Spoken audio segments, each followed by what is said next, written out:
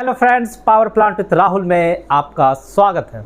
आज मैं एक और इम्पॉर्टेंट टॉपिक के साथ आया हूं, जो कि बहुत ही डिमांडेड टॉपिक था। बहुत सारे कमेंट्स आए थे कि सर बॉयलर लाइटअप प्रोसीजर पे एक वीडियो बनाइए।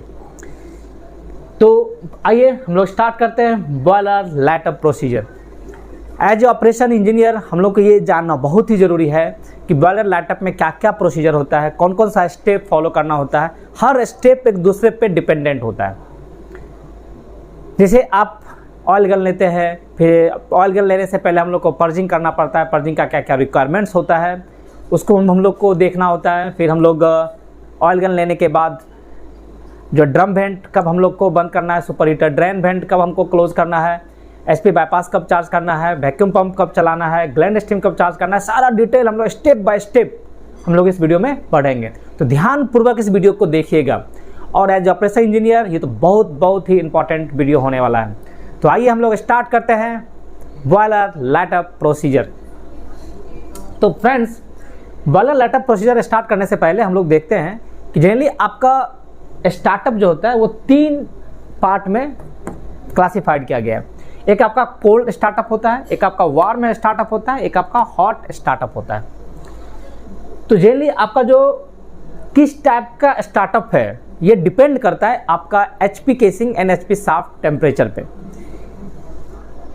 जनरली आपका जैसे एचपी केसिंग या एचपी शाफ्ट टेम्परेचर अगर आपका लेस देन 150 डिग्री सेल्सियस है तो वो कोल्ड स्टार्टअप माना जाता है। वार्म स्टार्टअप है कि 150 डिग्री से 350 डिग्री सेल्सियस के आसपास अगर वेरी कर रहा है तो वो वार्म स्टार्टअप माना जाता है। और हॉट स्टार्टअप जो होता है वो ग्रेटर देन 350 डिग्री सेल्सियस। अगर एचपी शाफ्ट और एचपी केसिंग टेम्परेचर आपका 350 से ज़्यादा होता है तो हॉट स्टार्टअप माना जाता है।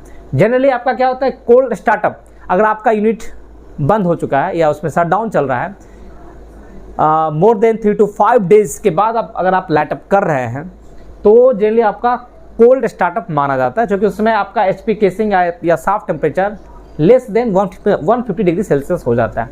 अगर आपका बॉयलर का लाइटअप यूनिट ट्रिपिंग के 2 दिन के अंदर, 2 या 3 दिन के अंदर आप कर रहे हैं तो वो वार्म स्टार्टअप माना जाता है। और हॉट स्टार्टअप क्या होता है कि यूनिट जस्ट ट्रिप किया और विदिन 8 to 10 आवर के अंदर अगर आप बॉयलर को लाइटअप कर रहे हैं अगेन तो वो हॉट स्टार्टअप माना जाता है। तो जितना भी लाइटअप का प्रोसीजर है वो अप्रॉक्सीमेट लगभग जो बेसिक स्टैंडर्ड प्रोसीजर है वो सेम ही रहता है। थोड़ा बहुत आपका स्टेप डिफर करता है।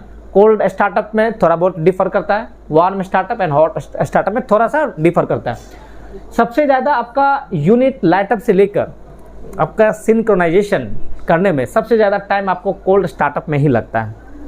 जनरली आपका 6 to 7 आवर के आसपास आपको आपका लाइटअप से लेकर सिंक्रोनाइजेशन में लगता है, क्योंकि उसमें आपको रोलिंग करते हैं, उसमें आपको 1 घंटा रखना पड़ता है।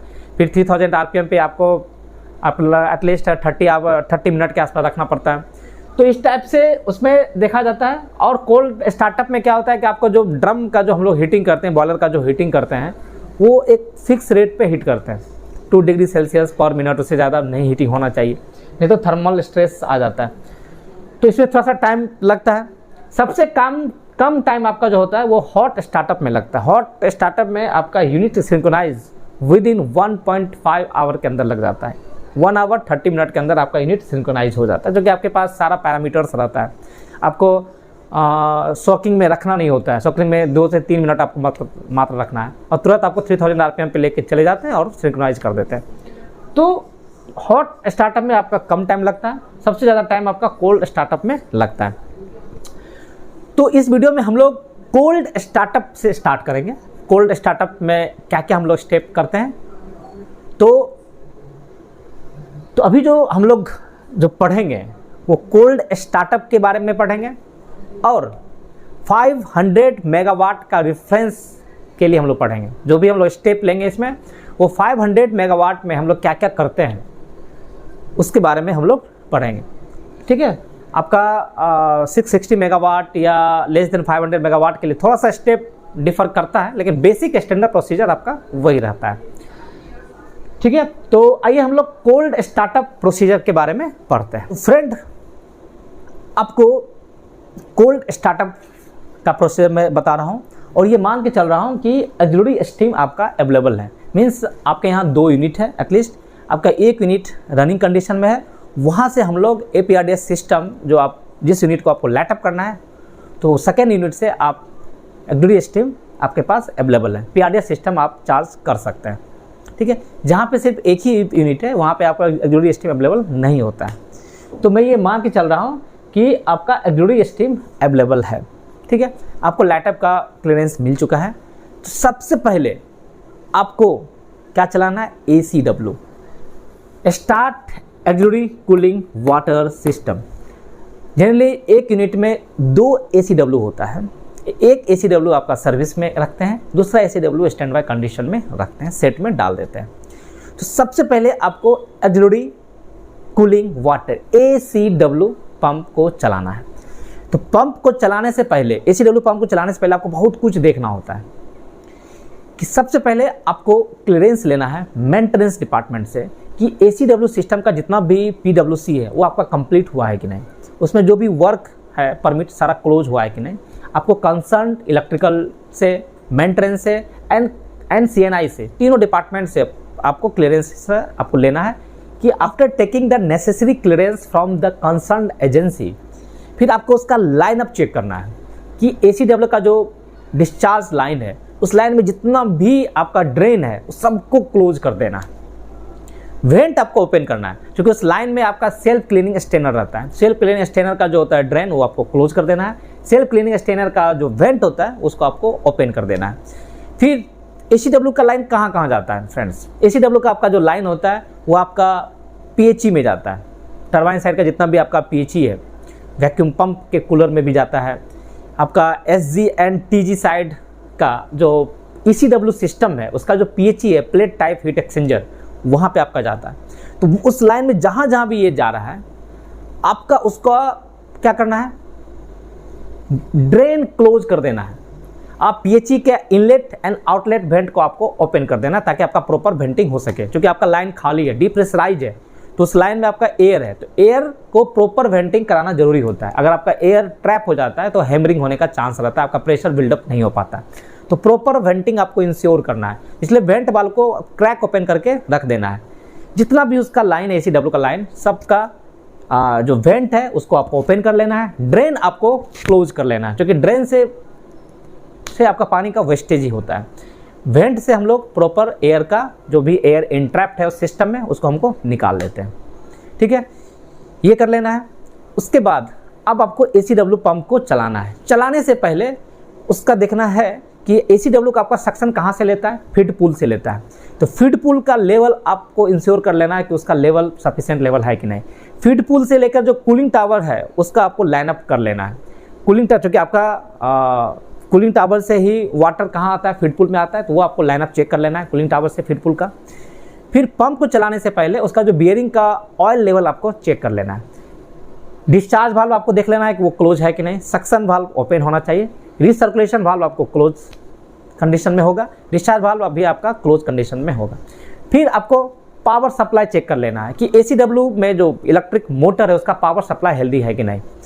डिस्चार्ज वाल्व में आपका पावर सप्लाई अवेलेबल है कि नहीं। ठीक है, फिर जो आपका इलेक्ट्रिक मोटर जो काफ़ी समय से बंद पड़ा हुआ है ACW, तो एक जनरल फंडा ये होता है कि जब इक्विपमेंट काफ़ी समय से बंद पड़ा हुआ हो तो सबसे पहले आपको इलेक्ट्रिकल से क्लियरेंस लेना है कि आप उसका मीगर करवा लीजिए। मीगर मतलब क्या होता है? आपका जो 3 फेज है RYB, उस तीनों फेज में आपका वोल्टेज मिल रहा है कि नहीं, इक्वल वोल्टेज मिल रहा है कि नहीं।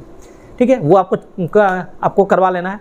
पंप एंड मोटर का जो कपलिंग है वो इंश्योर कर लेना है कि वो कपल्ड है कि नहीं। कभी कभी क्या होता है कि आप मोटर पे कमांड देते हैं, पंप का रोटेशन ही नहीं होता है, जो कि आपका डीकपल कंडीशन में पड़ा होता है। तो कपलिंग आपको चेक कर लेना है कि कपलिंग प्रॉपर कपलिंग है कि नहीं। उसके बाद आपको डिस्चार्ज वाल्व इंश्योर कर लेना, डिस्चार्ज वाल्व का क्लोज है कि नहीं। डिस्चार्ज वाल्व का ऑटो ऑपरेशन आपको चेक कर लेना है CNI से। जनरली आप ACW को जब स्टार्ट कमांड दीजिएगा तो डिस्चार्ज वाल्व ऑटो में ओपन होना चाहिए, तो जिसका ऑपरेशन आपको चेक कर लेना है।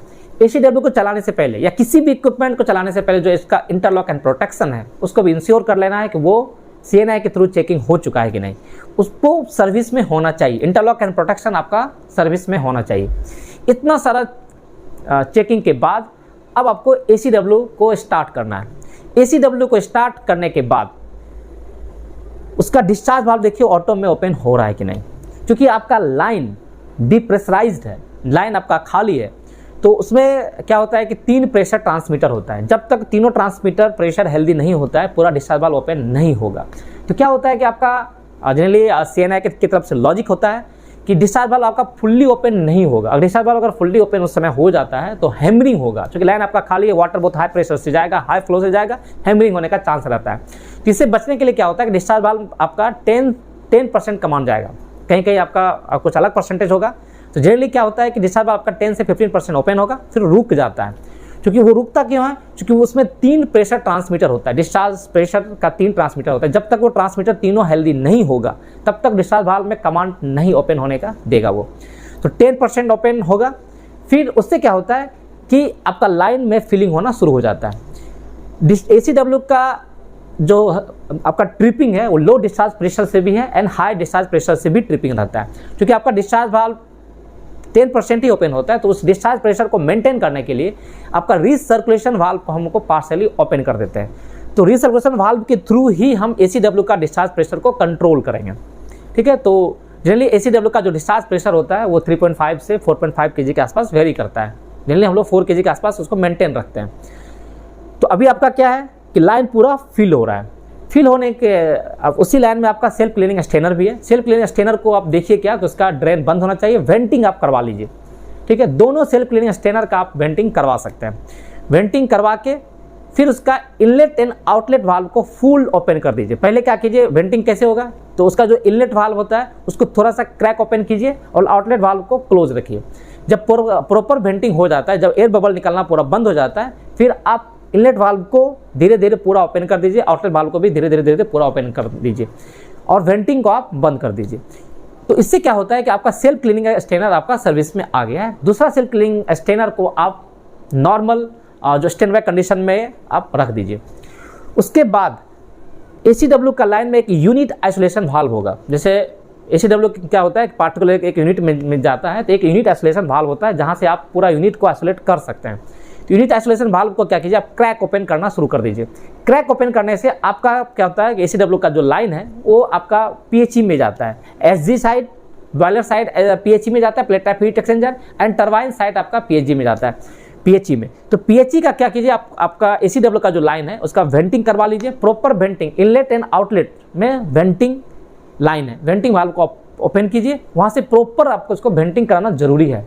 एयर बबल पूरा उस लाइन में जितना भी उसको ट्रैप कर, जो भी ट्रैप है उसको बाहर निकाल दीजिए। प्रॉपर वेंटिंग कराने के बाद अब आपको उसका रिटर्न लाइन कहाँ जाएगा, वो CW में जाता है। क्योंकि ACW का जो रिटर्न लाइन होता है वो CW के रिटर्न लाइन में ही जाता है। इससे क्या होता है कि आपका CW का रिटर्न लाइन भी धीरे धीरे फिल होना शुरू हो जाता है। जैसे ही आपका उस लाइन का डिस्चार्ज हेडर प्रेशर आपको 3.5 kg से ज़्यादा मिलना शुरू होता है, तो आपका तीनों प्रेशर ट्रांसमीटर आपका हेल्दी हो जाएगा और उसके बाद डिस्चार्ज वाल्व फिर आपका धीरे धीरे पूरा फुल ओपन हो जाता है। तो आपका ACW कंप्लीट चार्ज हो गया। ACW का जहाँ जहाँ है वेंटिंग हमने करवा दिया। ACW अब आपका हेल्दी हो गया और सर्विस में आ गया। दूसरा ACW का भी हम लोग चेकिंग करके उसको स्टैंड बाय कंडीशन में डाल दीजिए। Friend, after charging of ACW system, second है आपका स्टार्ट CW सिस्टम को करना है। अब CW सिस्टम को चार्ज करना है। CW सिस्टम को चार्ज करने से पहले आपको ACW सिस्टम चार्ज होना चाहिए। तो पहले आपको ACW पंप चलाना है, उसके बाद ही आपको CW पंप को चलाना है। देखिए, CW पंप को चलाने से पहले आपको क्या क्या चीज़ देखना होता है फ्रेंड्स, कि आपका जो ACW पंप का जो आउटलेट हेडर है वो CW के रिटर्न हेडर में कनेक्टेड होता है। तो उससे क्या होता है कि आपका ACW पंप चला के जितना भी CW का inlet header and outlet header दोनों को हम लोग कंप्लीट वाटर से फिल कर देते हैं। अगर वो वाटर को फिल नहीं कीजिएगा और CW को चलाइएगा तो CW का पाइप बहुत बड़ा डाया का होता है, एक्सेस फ्लो होगा, उसमें एयर ट्रैप रहेगा और आपका हैमरिंग होने का चांस रहता है। बहुत जगह देखा गया है कि आपका CW का लाइन पर टूट भी जाता है उस चक्कर में, हाई फ्लो के कारण। यानी आप एक CW को चलाइएगा तो उसका जो फ्लो कैपेसिटी है वो 20,000 TPH का रहता है। और उतना फ्लो अगर खाली लाइन में होगा तो क्या होगा, एम्प्टी लाइन में अगर होने से आपका हैमरिंग का चांस रहता है। तो इसीलिए हम लोग ACW का रिटर्न लाइन से क्या करते हैं, CW का outlet header and inlet header में वाटर चार्ज कर देते हैं। कैसे चार्ज करते हैं फ्रेंड्स, इसको हम लोग थोड़ा सा देखते हैं कि आपका CW का लाइन कहाँ जाता है, आपका कंडेंसर में जाता है। कंडेंसर का जो वाटर बॉक्स के इनलेट, वाटर बॉक्स के आउटलेट से निकलता है वो। तो जितना भी उस लाइन का ड्रेन है उसको आपको क्लोज कर लेना है। CW का इनलेट में एंड आउटलेट लाइन में जो भी ड्रेन है उसको आपको क्लोज कर लेना है। वाटर बॉक्स में भी दोनों side, rear side and front side, दोनों साइड में आपका दो वाटर बॉक्स ड्रेन होता है। उस ड्रेन, वाटर बॉक्स का ड्रेन को क्लोज कर लेना है। ठीक है, मतलब ड्रेन आपका बंद, किसी भी सिस्टम को चार्ज करने से पहले आपका ड्रेन को बंद करना है। वेंट को आपको पूरा ओपन कर देना। वेंट मतलब CW लाइन में जो भी आपका एयर रिलीफ वेंट होता है उसको आपको लाइन अप रखना है। वाटर बॉक्स का वेंट, दोनों साइड जो वाटर बॉक्स का वेंट होता है उसको आपको ओपन कर लेना है। ठीक है, जब आपका ACW का रिटर्न लाइन जाता है तो उससे धीरे धीरे आपका लाइन फिल होना शुरू हो जाता है। आपका जो CW का इनलेट में भी आपका आइसोलेशन वाल्व रहता है एंड आपका आउटलेट में भी वाल्व होता है। तो उस वाल्व को आपको 5% ओपन कर लेना है। ठीक है, तो 5% आपका इनलेट एंड आउटलेट में दोनों साइड में आपको 5% ओपन कर लेना है। उससे क्या होगा कि आपका CW के रिटर्न में पहले जाएगा, रिटर्न से फिल होता हुआ आपका इनलेट में आता है। तो धीरे धीरे आपका फिल होना शुरू होगा। फिल होने से क्या होता है कि आप देखिएगा कि वाटर बॉक्स के वेंट से आपका एयर बबल शुरू में निकलेगा, फिर वाटर एंड बबल का कॉम्बिनेशन निकलता है, फिर आपका वाटर कंटिन्यूअस फ्लो होना शुरू हो जाता है। जब देख लीजिए, इंश्योर हो जाइए कि वाटर बॉक्स के वेंट से आपका एकदम प्रॉपर वाटर निकलना शुरू हो जाता है, तो फिर आपको उस वेंट को क्रैक ओपन कर लेना है। बंद नहीं करना है, क्रैक ओपन कर लेना है। और जो उसके CW का इनलेट वाल्व एंड CW का जो आउटलेट वाल्व जो आपका कंडेंसर के पास था उसको आपको धीरे धीरे फुल ओपन कर लेना है। ठीक है, चार्जिंग के समय उसको 5% ही रखिए। हम लोग उसको फुल ओपन क्यों नहीं करते हैं, क्योंकि अगर फुल ओपन कर देंगे तो प्रॉपर वेंटिंग आपका नहीं हो पाएगा। तो प्रॉपर वेंटिंग के लिए हम लोग inlet valve and outlet valve जो CW का कंडेंसर के पास है उसको हम लोग 5% रखते हैं, ताकि धीरे धीरे वाटर फिल करे। पूरा चार्जिंग प्रोसेस में आपको टाइम लगता है, CW को चार्जिंग में आपको टाइम लगता है, तो आपको थोड़ा सा टाइम देना है और इंश्योर कर लेना है कि उसमें प्रॉपर आपका वेंटिंग हो जाए। जब आपका प्रॉपर वेंटिंग हो जाता है तो उस inlet valve and outlet valve को पूरा ओपन कर लेना है। वाटर बॉक्स का वेंट को क्रैक ओपन कर लीजिए। ठीक है, अब आपको CW सिस्टम को चलाना है। CW पंप को चलाने से पहले आपका जो कंसर्न डिपार्टमेंट है, आपका कंट्रोल एंड इंस्ट्रूमेंटेशन है या इलेक्ट्रिकल है एंड मैकेनिकल जो है, उससे क्लियरेंस आपको ले लेना है। आपको इंश्योर कर लेना है कि उस पर कोई भी वर्क परमिट नहीं है, सारा बॉक्सअप कंडीशन में सारा वर्क क्लोज हो चुका है। उसका इंटरलॉक एंड प्रोटेक्शन सर्विस में होना चाहिए। डिस्चार्ज वाल्व में पावर सप्लाई इंश्योर कर लीजिए।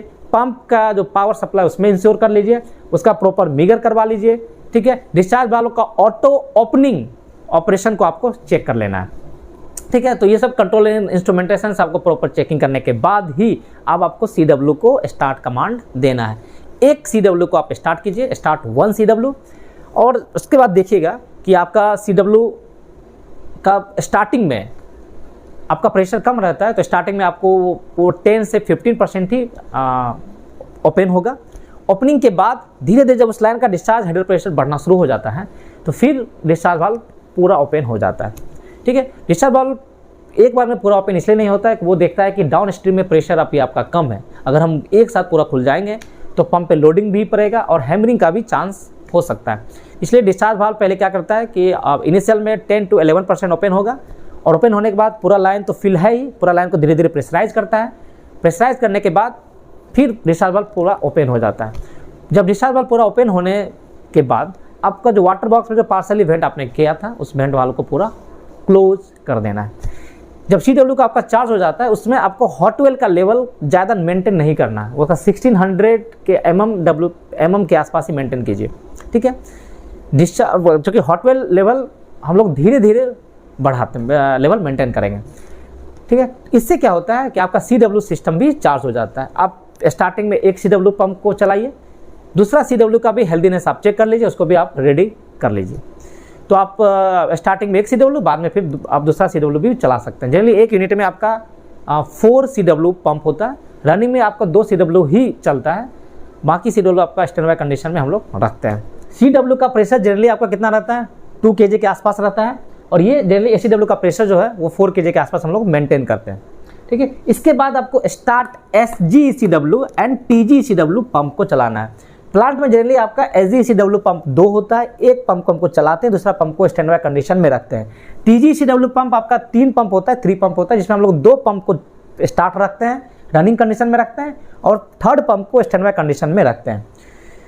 ठीक है, SGECW पंप का क्या काम होता है कि आपका जितना भी बॉयलर साइड में आपका मिल है, APH है, ID फैंस वगैरह है, FD फैन है, PA फैन है, जितना भी आपका बॉयलर साइड में जो लूब ऑयल सिस्टम को कूल करने के लिए आपका SGECW पंप का हम लोग यूज़ करते हैं।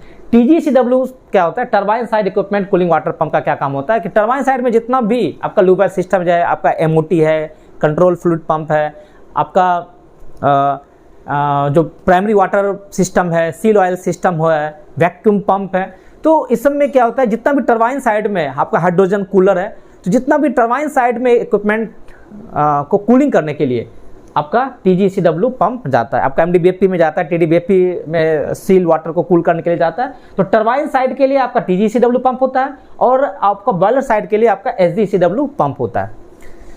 तो अभी क्या है, SGECW pump and TGECW pump का जो सक्शन होता है वो कहाँ से लेता है, ओवरहेड टैंक से लेता है। आपका ओवरहेड टैंक जो है वो PRDS फ्लोर पे रहता है। देखिएगा, PRDS फ्लोर पे आपका ओवरहेड टैंक है।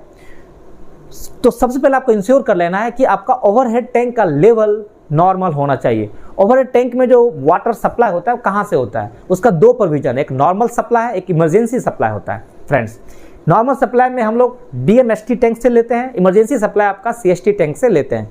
तो आपका DMST tank and CST tank का लेवल नॉर्मल होना चाहिए।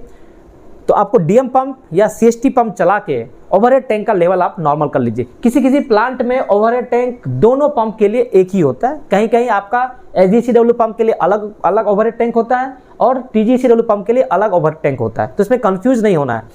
कहीं कहीं आपका दोनों तरह के पंप के लिए एक ही ओवरहेड टैंक होता है जो बड़ा साइज का होता है। किसी किसी जगह आपका दोनों के लिए अलग अलग ओवरहेड टैंक होता है। तो जितना भी ओवर टैंक है सबको आपको फिल कर लेना है, नॉर्मल लेवल कर लेना है। उसके बाद आपको उस लाइन को स्लोली चार्ज कर लेना है। स्लोली चार्ज कैसे कीजिएगा फ्रेंड्स, तो ओवरहेड टैंक का जो लाइन आपका पंप के सक्शन में जा रहा है उसमें एक बटरफ्लाई वाल्व होता है, उसको आपको ओपन कर लेना है।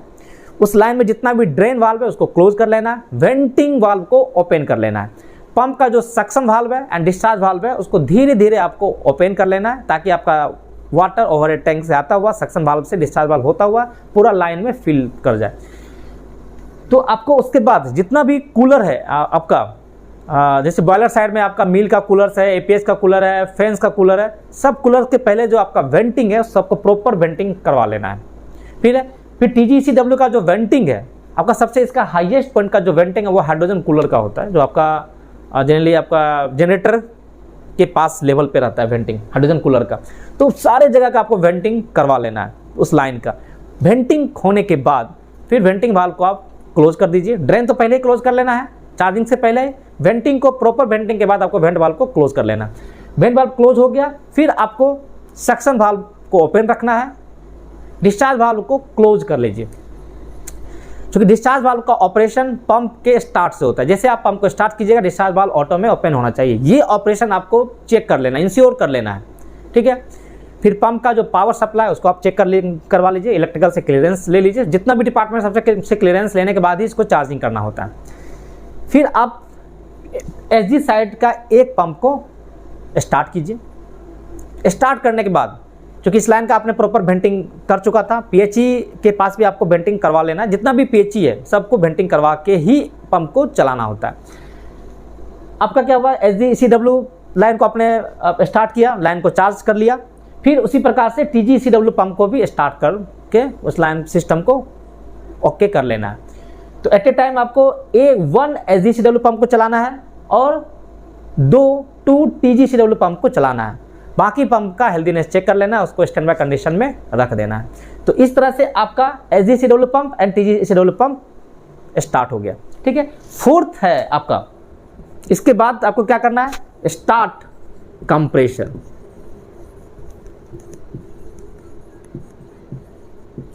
मैं बहुत ही स्टेप वाइज बता रहा हूँ कि आपको क्या क्या स्टेप करना चाहिए। स्टार्ट कंप्रेसर, कंप्रेसर में क्या होता है, इंस्ट्रूमेंट एयर कंप्रेसर होता है एंड सर्विस एयर कंप्रेसर होता है। जनरली आपका क्या है, कहीं कहीं आपका टोटल 6 कंप्रेसर होता है, 3 instrument air compressor and 3 service air compressor होता है। कहीं कहीं आपका 3 instrument air compressor and 2 service air compressor होता है।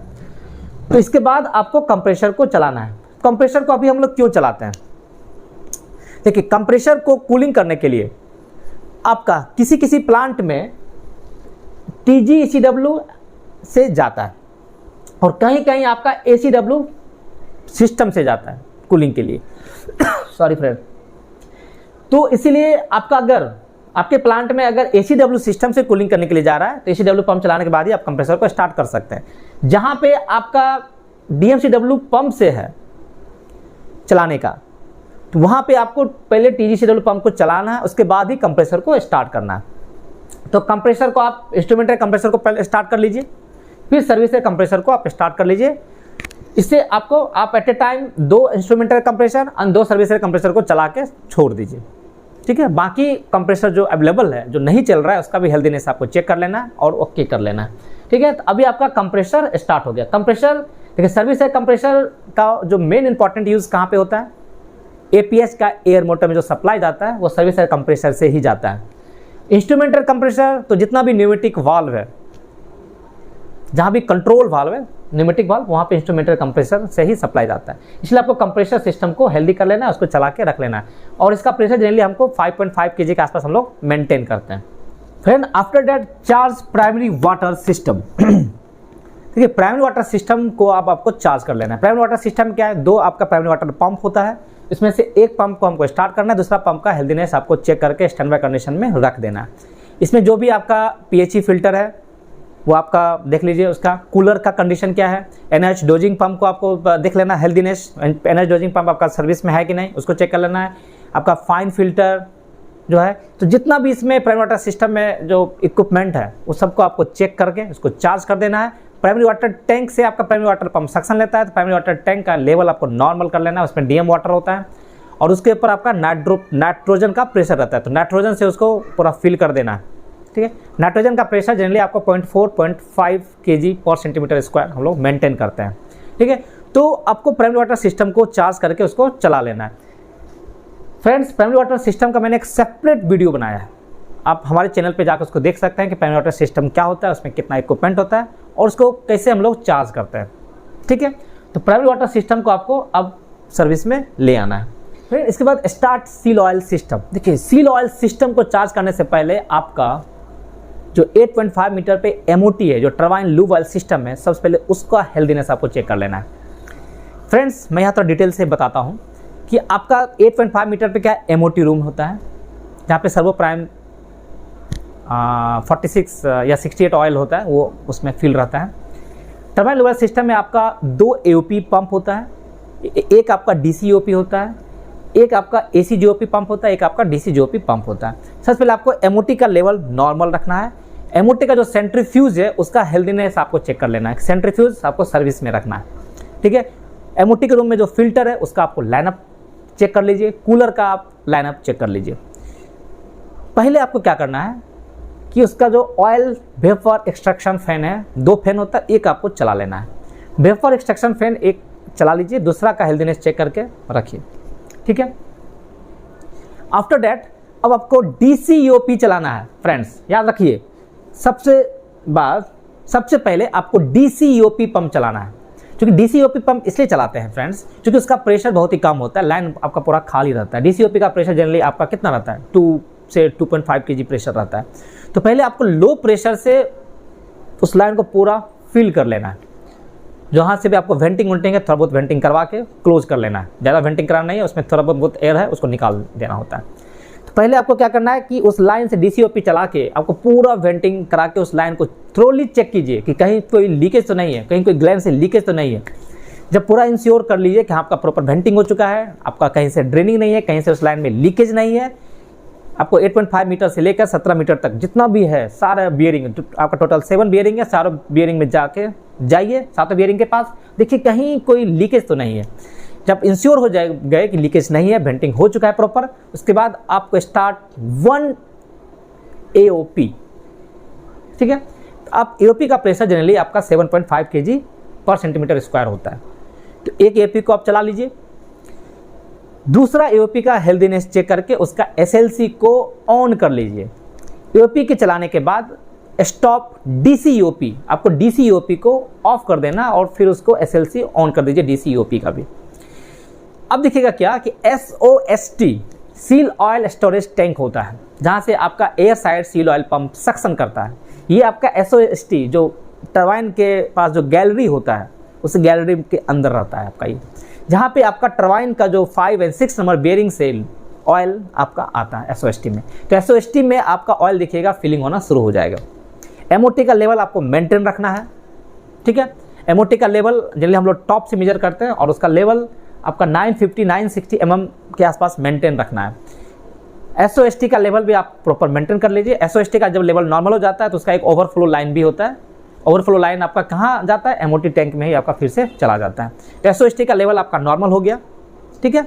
इसके बाद आपको ACGOP चलाना है, चेक ऑयल पंप, ठीक है। ACGOP आपको स्टार्ट कर देना है। ACGOP स्टार्ट करने के बाद क्या होगा फ्रेंड्स कि उसका प्रेशर जो होता है जनरली 160 kg पर सेंटीमीटर स्क्वायर के आसपास होता है।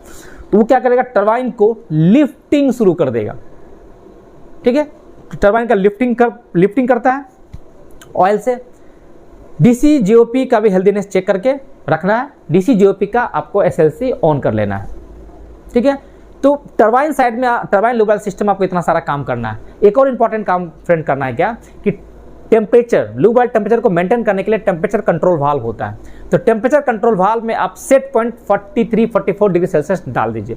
तो टेम्परेचर कंट्रोल वाल्व क्या कर रहा है, उस लूब वाल्व का जो टेम्परेचर 43-44 डिग्री आपको मेंटेन करेगा।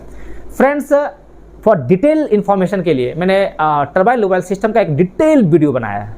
आप हमारे चैनल पे जाकर इस वीडियो को देख सकते हैं कि किस प्रकार से आपका लूब वाल्व सिस्टम वर्क करता है। तो ठीक है फ्रेंड्स, तो आपका जब पूरा लूब वाल्व सिस्टम चार्ज हो गया, वेपर एक्सट्रैक्शन फेयर आपने चला दिया, आपने AOP चला दिया, आपने ACGOP चला दिया, टरबाइन को आपने लिफ्ट कर दिया, इसके बाद अब आपको सील वाल्व सिस्टम को चार्ज करना है। सील वाल्व सिस्टम में सबसे पहले BC एग्जॉस्ट फैन जो होता है उसको आपको चलाना स्टार्ट कर लेना। 2 BC एग्जॉस्ट फैन होता है, उसमें से एक को सर्विस में रखना है, दूसरा का हेल्दीनेस चेक करके उसको SLC ऑन कर दीजिए, ठीक है। इसके बाद सील ऑयल सिस्टम में आपका एयर साइड के लिए टोटल 3 पंप है, हाइड्रोजन साइड के लिए आपका 1 पंप है। Air side seal oil pump में आपका 2 AC मोटर है और एक आपका DC मोटर है। हाइड्रोजन साइड के लिए आपका एक ही पंप है, वो भी आपका AC ड्रिवन मोटर है, ठीक है friends. Air side seal oil pump जो सक्शन लेता है वो SOST से लेता है, इसलिए हमको सबसे पहले MOT लाइन से AOP को चला के SOST में ऑयल लेते हैं फ्रेंड्स। देखिए सबका एक सीक्वेंस है। SOST में ऑयल होगा, वो आपका एयर साइड SOP जो होता है वो सक्शन वहीं से लेता है, वहीं से सक करेगा, ठीक है। और आपका hydrogen side pump seal oil pump कहाँ से सक्शन लेता है, वो SOT से लेता है, वो सील ऑयल टैंक से लेता है। तो SOST एयर साइड के लिए है और SOT आपका हाइड्रोजन साइड के लिए। सील ऑयल सिस्टम का मैंने एक डिटेल वीडियो बनाया है फ्रेंड्स, आप हमारे चैनल पे जाकर उस वीडियो को देख सकते हैं कि सील ऑयल सिस्टम का डिटेल क्या है। SOST का ऑयल लेवल से ही आपका SOT में भी ऑयल फिल होना शुरू हो जाता है। इस बीच आप क्या देखिएगा कि MOT का टैंक लेवल थोड़ा थोड़ा ड्रॉप करता जाएगा। तो आपको MOT का टैंक लेवल नॉर्मल रखना है और याद रखिए centrifuge should be in service. Centrifuge आपका सर्विस में होना चाहिए MOT रूम का 8.5 मीटर का, ठीक है। तो धीरे धीरे आपको SOST का लेवल नॉर्मल होगा, SOT का भी लेवल आपका नॉर्मल होना शुरू हो जाएगा, क्योंकि SOST से ही एक आपका फ्लोटिंग वाल्व जाता है SOT में। जैसे ही SOT का लेवल डाउन होता है तो वो फ्लॉट आपका ओपन हो जाता है और SOST से आपका फिलिंग SOT से होना शुरू हो जाता है, ठीक है। आप air side seal oil pump चला के भी SOT में ऑयल आप ले सकते हैं, एक प्रोविजन दिया हुआ है, ठीक है। तो सबसे पहले आपको DC SOP चलाना है। DC SOP चला के जितना भी आपका लाइन है सबको आपको फिल कर लेना है। DC SOP आपको चलाना कब है, एकदम ध्यान रखिए फ्रेंड्स, DC SOP आपको तभी चलाना है क्योंकि जनरेटर के अंदर क्या है, आपका एयर है। तो एयर का पहले हम लोग पर्जिंग किससे करेंगे, एयर का पर्जिंग सबसे पहले आपका CO2 से करते हैं एंड CO2 का जो पर्जिंग होता है वो हाइड्रोजन से करते हैं, सिंपल है। क्योंकि हाइड्रोजन को एयर के साथ मिक्स नहीं करना है, क्योंकि वो हाइड्रोजन हाईली इनफ्लेमेबल है। ठीक है, तो क्या होता है जैसे हम लोग CO2 से पर्जिंग शुरू करते हैं, CO2 का प्रेशर जैसे 0.2 kg आ जाता है अंदर का प्रेशर, तो फिर हम लोग DCSOP चलाना शुरू करते हैं। DCSOP चला के देख लेना है कि आपका DCSOP कहाँ पे, एयर साइड का, तो एयर साइड लाइन में देख लेना है कि वहाँ से कोई आपका लीकेज तो नहीं है, आपका जो डिफरेंशियल प्रेशर रिलीफ वाल्व सही से काम कर रहा है कि नहीं, LLD स्टेशन पे जाके देखिए कोई ऑयल लीकेज तो नहीं है, टरबाइन का जो जनरेटर का जो इंड है 5 नंबर या 6 नंबर बियरिंग, वहाँ पे आप जाके देखिए कोई लीकेज तो नहीं है। तो सारा लीकेज सारा आपको चेक कर लेना है। चेक करने के बाद, और याद रखिए कि जब DCSOP आप चलाइएगा तो उस समय आपका seal oil line water side charge होना चाहिए। जनरली क्या होता है, वेंटिंग वुटिंग करा के आप नॉर्मल करा लीजिए, ऐसे तो सील ऑयल का टेम्परेचर आपको बहुत ही कम रहता है, तो ज़रूरत नहीं पड़ता है कूलर में सप्लाई करने का, लेकिन आपको उस लाइन को चार्ज करके रखना है। समर सीजन में जनरली चार्ज करके रखना पड़ता है, विंटर में आप उसको आइसोलेट भी कर सकते हैं कूलर को। तो वहाँ से फिर आपको क्या करना है कि धीरे धीरे गैस प्रेशर को CO2 गैस प्रेशर से पर्जिंग करना शुरू कीजिए। फिर आपको देख लीजिए जब सारा चीज़ नॉर्मल हो जाता है, फिर आपको ACSOP चलाना एयर साइड का। ACSOP चला के फिर DCSOP को आपको बंद कर लेना और उसका SLC को ऑन कर दीजिए। ठीक है, SLC DCSOP का ऑन कर दीजिए, बट उसका जो लो प्रेशर जो स्टार्ट है वो आप CNI से बाईपास करा सकते हैं, कारण कि आपका जैसे प्रेशर लो होता है तो DCSOP स्टार्ट हो जाएगा। तो बार बार आपको क्या होता है, वो स्टार्ट होता रहेगा। तो इसे बचने के लिए हम लोग क्या करते हैं, DCSOP का लो प्रेशर से जो ऑटो स्टार्ट है वो हम लोग परमिशिव हटा देते हैं। ठीक है, लेकिन SLC आपका ऑन कर देते हैं। फिर क्या होता है फ्रेंड्स कि आपका ACSOP चला दीजिए।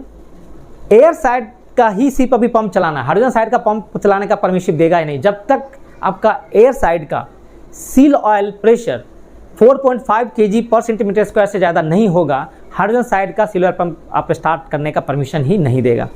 तो आपको धीरे धीरे क्या करना है कि आपको प्रेशर CO2 का प्रेशर बढ़ाते जाना है, CO2 से का प्रेशर बढ़ाते जाना है, और CO2 का प्योरिटी भी हमको बीच बीच में चेक करते रहना है कि उसमें एयर तो, क्योंकि प्योरिटी चेक क्यों करते हैं कि CO2 में देखते हैं कोई एयर तो अब नहीं बचा हुआ है। धीरे धीरे हम लोग CO2 का प्रेशर बढ़ाते जाते हैं, प्योरिटी भी चेक करते हैं, और आपका जनरेटर के अंदर के प्रेशर से ही आपका एयर साइड का सील ऑयल प्रेशर बढ़ना शुरू होगा, कारण कि आपका एक क्या है, डिफरेंशियल प्रेशर रेगुलेटिंग वाल्व होता है।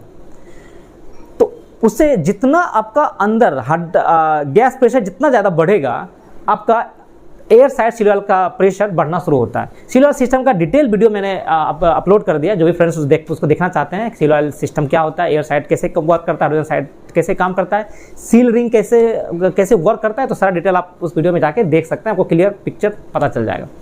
क्योंकि अंदर में क्या होता है, दोनों साइड में सील रिंग होता है। सील रिंग में आपका एक साइड से क्या रहता है, हाइड्रोजन सील ऑयल प्रेशर रहता है, दूसरे साइड से air side seal oil pressure रहता है, और बीच में आपका रिंग रिलीफ रहता है। रिंग रिलीफ ऑयल जो होता है वो एयर साइड से ही टैपिंग लेके हम लोग लेते हैं। ठीक है, तो अभी आपका एयर साइड का जो सील ऑयल प्रेशर है वो डिपेंड करेगा जनरेटर के अंदर जो गैस प्रेशर है उस पर। तो धीरे धीरे आपको गैस प्रेशर को बढ़ाते जाना है। ठीक है फ्रेंड्स, फिर आपको क्या करना है, जब CO2 का आपको प्योरिटी मिल गया 90% से ऊपर, इसका मतलब आपका एयर लगभग फेज आउट हो चुका है, अब आपका उसके अंदर CO2 है। फिर हमको अब CO2 को पर्स करना है, किससे, हाइड्रोजन से पर्स करना है। हाइड्रोजन से धीरे धीरे इसको फिलिंग करना शुरू कीजिए। जैसे जैसे आप फिलिंग कीजिएगा तो देखिएगा कि आपका शुरू में हाइड्रोजन का प्योरिटी बहुत ही कम रहेगा, धीरे धीरे उसका प्योरिटी को आपको बढ़ाते जाना है, मतलब CO2 को निकालना है, हाइड्रोजन को फीड करना है।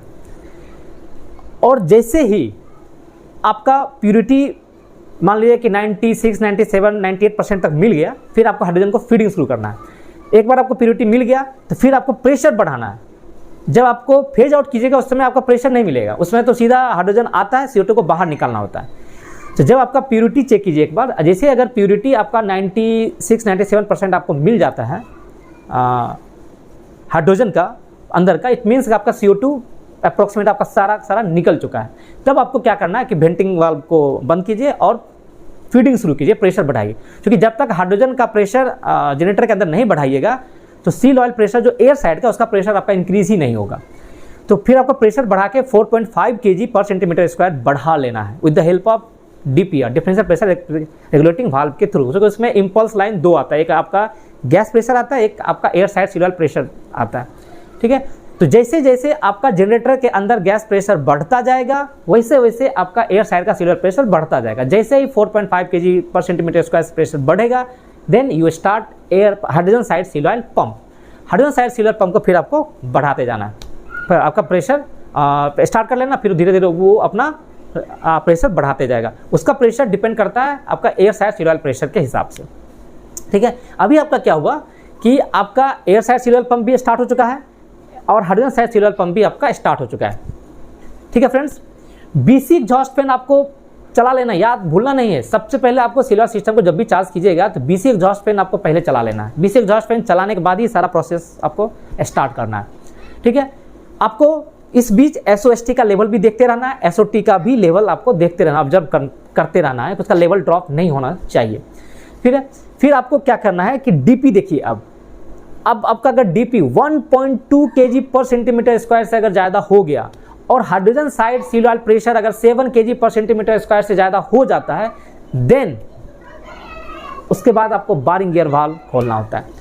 तो फिर क्या करना है कि जब आपको जितना भी आपका SLC है उस सबको ऑन कर दीजिए। आपका चूंकि AC SOP कितना है 2 है, तो एक आपका रनिंग कंडीशन में है, दूसरा पंप को SLC ऑन कर दीजिए। फिर आपका क्या करना है DC SOP का SLC आप ऑन कर दीजिए, BC एग्जॉस्ट फैन का भी SLC आप ऑन कर दीजिए। जितना भी आपका इक्विपमेंट जो बंद पड़ा हुआ है सबका हेल्दीनेस चेक करते हुए सबको SLC में डाल देना है, ठीक है फ्रेंड्स। जैसे ही आपको इसका DP 1.2 kg/cm² से ज़्यादा मिल गया, DP किसका होता है आपका hydrogen pressure and air side seal oil pressure का डिफरेंस। आपका 1.2 kg से अगर ज़्यादा मिलेगा और एयर साइड का सील ऑयल प्रेशर अगर 7 kg/cm² से अगर आपको ज़्यादा मिल गया तभी आपको बारिंग गियर में डालना है, उससे पहले आपको बारिंग गियर में नहीं डालना है, ठीक है। तो हम लोग का आपका सील ऑयल सिस्टम चार्ज हो गया। नेक्स्ट स्टेप रहेगा put the turbine on barring. उसके बाद नेक्स्ट स्टेप रहेगा putting turbine on barring gear. Barring gear पे डालने से पहले आपका ध्यान रखिए कि लूब ऑयल सिस्टम जो टरबाइन का वो आपका चार्ज होना चाहिए and seal oil system charge होना चाहिए। अगर आप सील ऑयल सिस्टम को चार्ज करने से पहले टरबाइन को अगर बारिंग गियर पे डालिएगा तो सील रिंग उसका डैमेज हो जाता है।